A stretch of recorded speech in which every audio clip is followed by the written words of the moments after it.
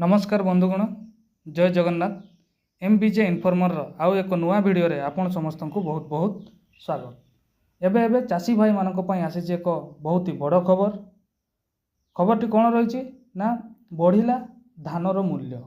तो आसंतु ए वीडियो माध्यम रे आमे जानिबा धानर मूल्य को सरकार केते टंका वृद्धि करिसेंती। खाली धान नुहे धान समेत पुणी 14टी खरीफ फसलर मूल्य वृद्धि करिसेंती सरकार। तो कौन रही संपूर्ण खबर ये वीडियो माध्यम मुझे आपको संपूर्ण तथ्य देवाई जाऊँगी जानापी वीडियोटी को शेष पर्यंत देखूँ।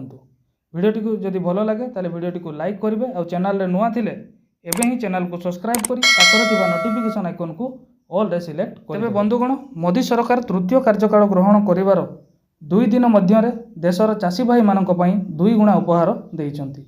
केंद्र कैबिनेट 2024-25 अधिवेशन पई 14टी खरीफ फसलर सर्वनिम्न सहायता मूल्य वृद्धि करिसेंती। एही सब खरीफ फसल मानक मध्यरु धान चाष बा धानर मूल्य वृद्धिटा सबुठारु अधिक गुरुत्वपूर्ण।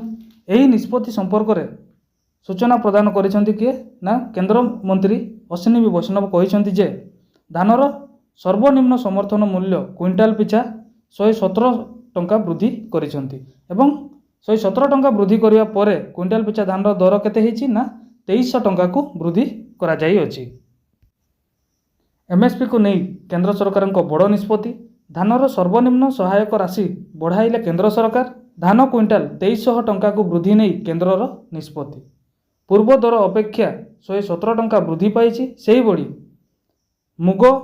मुगर एसएसपी 8682 टंका प्रति क्विंटाल हेबो जहाँ गत वर्ष अपेक्षा 124 टंका अधिक रही अछि। केंद्र कैबिनेट एही निष्पत्ति नहीं सूचना देइछंती केंद्र मंत्री अश्विनी वैष्णव। प्रधानमंत्री नरेंद्र मोदी को अध्यक्षतार अनुष्ठित एही केंद्र कैबिनेट खरीफ फसल पर सर्वनिम्न मूल्य वृद्धि को अनुमोदन करिसेंती।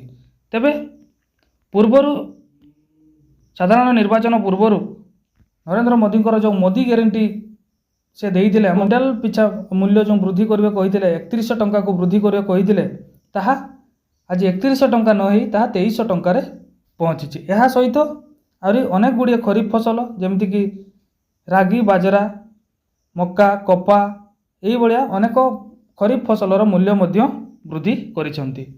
तेबे केते दूर सफल होउची एही मूल्य वृद्धि ताहा जानिबा पई बाकी रहिला। जो मोदीर ग्यारंटी केते दूर काम करिवो ताहा गणमाध्यम एबे चिंतार पड़ी अछि। तो यह रही आज गोटे छोट अपडेट धानर मूल्य वृद्धि को नहीं।